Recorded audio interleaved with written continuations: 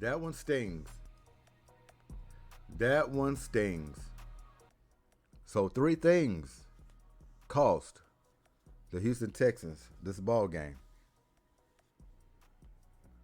Third downs. They were, I have it up here as you can see it. They were 3 for 17 on third down. And I'm going to tell you something, folks. This is a bad recipe into losing this game. Then you match that up with no running game. Come down here, look, 77 yards as a unit. Getting in the red zone. Not completing it for touchdowns. It's a bad recipe. Texas defense held strong like they always do. They swarmed. Defense played well enough to win it. Offense didn't hold up their end of the bargain. Third down efficiency. 3 for 17 on third downs. You're going to lose. You're going to lose. Not able to run the football. Not cashing in the red zone. It's nothing complicated here. That's ball game. It would have been enough points to win it. Even with the Broncos game-winning field goal. If they took care of their business early and got touchdowns. So, yeah, it's tough. It's real tough. Let's hear from D'Amico Ryans. And to start for us, it wasn't good enough. We were in the red zone multiple times as an offense there at the 1 yard line, had multiple opportunities to get it in. That's just about, it's sheer willpower. To me, it's like the 1 yard line. We got to find a way to, displace guys at the line of scrimmage and punch the football in, right? And that's what it takes. In that situation, we didn't get it done. Multiple other opportunities in the red zone, we came up short. Right? We made it in the red zone 3 times. Like to see us convert and get in the end zone versus a really good Denver team. Credit to those guys. They did an outstanding job. Defensively, they did a good job of getting stops. They needed to get stops. We didn't play well in the red zone. We didn't play well on third down. So if you don't win in those situational, critical moments of the game, it's going to be hard to win.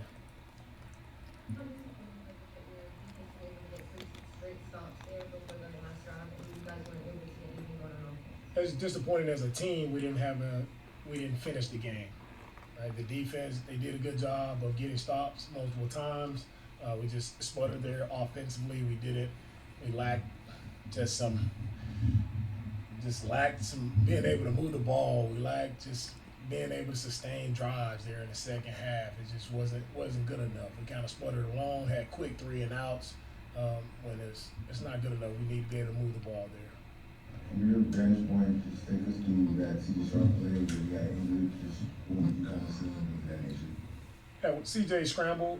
Of course, he slid, and the guy, came up and hit him. As I see, it's unnecessary roughness. He hit the quarterback when he slided and giving himself up. If I'm incorrect on the rule, I've seen that happen multiple times, with our guys, and we get the penalty, but for some reason, it just didn't happen there. So I almost forgot about that. That is true. Not seeing a flag on that play with C.J. Stroud. Now look, it was a legal hit. He didn't get helmet contact with him. But knowing that C.J. Stroud was giving himself up and he still came in there and laid the boom on him, I've seen plays. D'Amico's right. I've seen plays in games, different games, if they throw a flag on that. Not throwing it there, I don't know. Judgment call maybe for the refs, but just the vicious intent on that, I don't know. A flag might have could have came out. But I understand. He's taking up for his quarterback, and he wanted him to get the same treatment all the other quarterbacks get, especially getting knocked out with a concussion. To see no flag there. So, yeah. I mean, that don't mean the Texans would have won the game. All right, that don't have nothing to do with it. So it's no excuses. If they'd have threw a flag there, Texas would have had an opportunity to win the game. No. Nobody is saying that. They're saying just protect the quarterback. You've been protecting them. Patrick Mahomes, he gets Not even really a late hit out of bounds. He's still in the green. He gets pushed out. I've seen him get flags, not even hitting the ground. You want to protect quarterbacks, protect all of them. We'll look at the film and see, what actually happened there. At the end of the day, we lost our starting quarterback. All right, because of the play, and anytime you lose your starting quarterback, it's always tough. Davis battled, tried to do a good job there, battled, but we just didn't do well offensively once we lost CJ. I know you always talk about next man up and you guys are always ready, but talk about just the challenge of losing not just CJ, but Titans and Christian. You had a lot of guys go down there. Yeah, a lot of guys went down, Kim, and it's easy to stand up here and make excuses about, like, at the end of the day, I truly believe like that happens all across the league all the time. And you don't make excuses about who's in the game or who's not in the game. Right? We still had an opportunity there to close the game out and win it.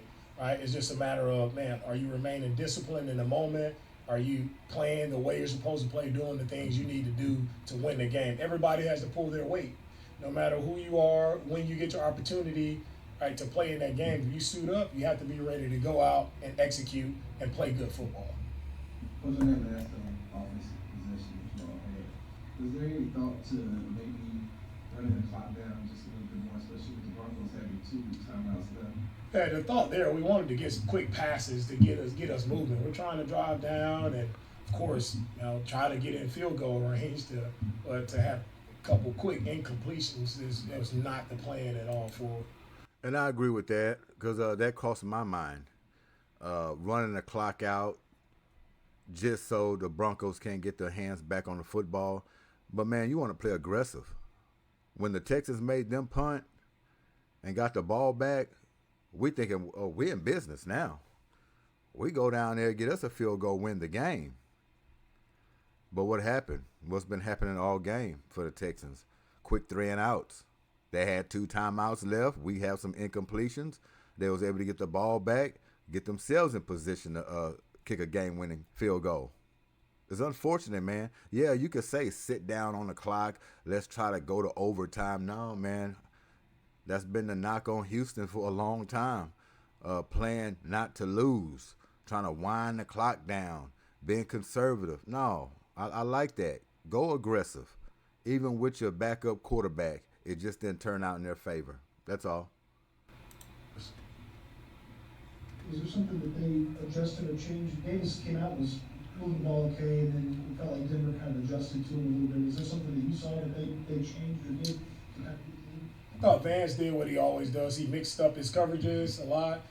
Some drop 8 coverages that he's shown on tape. So he did a good job of mixing it up. We just have to, again, we have to be able to make the plays we need to make. We got to run the ball better, all right? And we just got to be able to finish drives. It's third down for me. You go 3 of 17 on third down. That's not winning football. We'll leave it right there. We're going to transition.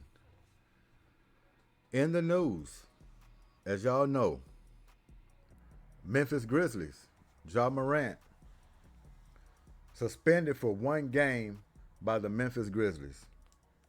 Conduct detrimental to the team. Stemming from an argument with his head coach after a loss to the Los Angeles Lakers. I was watching that game. I didn't watch the whole game. But when I was watching Morant out there, it was a piss poor performance for us defensively and offensively. Bad shots, trying to take over the game like he usually does. And I want to say this. I'm a big fan of Morant, but I think he has issues he have to get straightened out, of course. And I made a video about Morant, I think it maybe a month or 2 ago. I can't remember, but it's probably about a month or so. Questioning his heart. I really don't think this guy has a real deep love for the game. Now, he probably loved playing the game, but far as wins and losses, trying to elevate his team, being a leader, I don't think his heart is in it. And I think the Memphis Grizzlies are starting to figure that out. And, hey, shouts out to the coach for the Memphis Grizzlies, calling him out after a loss, approaching him and bringing these things up. which of course Ja Morant didn't take too lightly. I don't know what he said, but I'm pretty sure he barked back something, and next thing you know, he's suspended. I've said it before the season started. I would have traded Ja Morant and kept Desmond Bane. I didn't blink an eye about it. Reason why? Because I was questioning this guy's heart for the game of basketball. Wins and losses is what I'm talking about. I done seen him lose tough, battled out games against rivals, smiling, laughing after the game. Run, jump up, grab the rim. Just, not worried about it. About losing a game, a tough battle. Should have won, but you came out on the bad end of the stick. And I'm not saying after losses you got to be aggravated and go throw chairs and stuff in the locker room and start cursing. No, I'm not talking about that. But you got to have a demeanor and a look about you that you have a bad taste for losing. This guy don't have a bad taste for losing. Another thing I never seen with Ja Morant. If I'm wrong, let me know. If y'all seen it. How many times have you seen him coaching up his team? Being a leader out there on that floor? Congratulating his team for making the right plays or hitting shots, playing great defense. Talking to his teammates on the floor when times are getting rough. Trying to get them to come through. Being open arms as a leader. Greeting them coming off that floor when you've been sitting on the bench. Just saying, we got it. Stay in there. Stick with it. You don't see that too much from Ja Morant, do you? Not at all. I haven't seen it. And if we have, it's been something brief. I've been knowing it's been time for him to go. Ja Morant seems like he want to do what he want to do. And now he might have bought himself a ticket out of Memphis, because I think the franchise done had enough. They done seen enough. And to me, they pulled in the trigger a little too late, because they should have tried to keep Desmond Bane there and let Ja Morant hit the road. If they were thinking, look at Desmond Bane now with Orlando. Looking good. Being a leader. He's a leader on that floor. Can beat you multiple ways with the jump shot. Big butterball self-barreling down the lane. Getting to the free throw line. So I just want to have a little piece. It's like a little bonus piece. I wasn't really expecting to jump on it. Well, I probably would have on a different video separate. But I say let me go ahead and get it out of the way with Ja Morant. I don't have nothing personally against Ja Morant. Like I said, I'm a fan of Ja Morant's, but he's starting to turn me in a different direction. What's your demeanor? What's your attitude when you're losing these tough games? Does it bother you? I don't think it does. So right now, Ja Morant's in a bad way. And if he don't figure it out, he's going to start stumbling down from here. And he's just lucky David Stern is not the commissioner and has passed away. Rest in peace to him. And no longer the commissioner of the NBA. Because that first incident, that man would have been out, banned. And I don't agree with that. First offense, even though it was he's showing his hammer, let him know, no, we're not having that. But if it happens again, then yeah, you got to go. Something wrong with you. Or a 3 to 5 year ban, something. But we had to prove a point, get you out of here. But he has to go to a franchise that's not going to look like, to be honest with you, Miami Heat would be a perfect destination for Ja Morant. Reason why? They have stability over there. They have a foundation. And Spo and Pat Riley is not going to put up with it. They're going to give him the structure that he needs. And they have some Bulldogs on that team. Luckily, Udonis Haslem's still not there. Or it really would be order. But they still have some guys over there that's going to get in his ear and let him know the right way to go about things and to become a winner. You're going to care when you go over there about wins and losses. That would be a perfect place for Ja Morant if he was to join the Miami Heat. They need a guy that can score like he can, dynamic, but put the ball and chain on him a little bit. Really, man. Attack when you need to attack. Take over when you need to take over. Not on every opportunity. We're swinging the ball. We're playing motion. We cutting, popping up, running the floor, running few sets. But when we need to call a play, yeah, we'll call your number. But we need you to move the ball. We need you to play some defense. We don't need you to whine when you don't get your way. Because that's another thing. You think you're going to get your way? No. Why you think LeBron James got out of Miami? He tried to have it his way. Spo and Pat Riley weren't having that. Man was trying to get Spo fired. Pat bagged him up, bagged Spo up like, no, I ain't getting rid of him. So when you run across these players that will pout like a LeBron James, when they don't get their way, yeah, they'll want to leave. And that's what you're seeing here. He don't have that many chances left. He's going to have one more when he leaves Memphis, when that time comes, whenever it is. I'm pretty sure they're trying to shop him now. But that's it on Ja Morant. GSQH, Goodymo Sports Quick Hits. Slouchy Sundays always.